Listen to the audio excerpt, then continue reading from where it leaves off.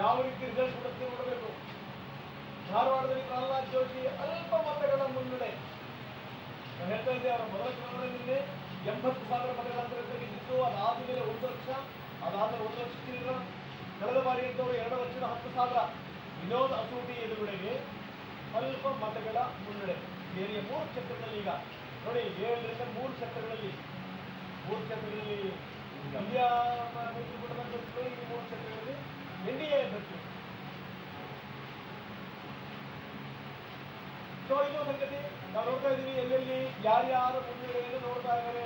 NDA 270 ಕ್ಷೇತ್ರಗಳಲ್ಲಿ ಚಾಮರಾಜನಗರದಲ್ಲಿ ಸುನೀಲ್ ಬೋಸ್ ಮುನ್ನಡೆ, 16,446 ಮತಗಳಿಂದ ಸುನೀಲ್ ಬೋಸ್ ಮುನ್ನಡೆಯನ್ನು ನೋಡ್ತಾ ಇದ್ದಾರೆ.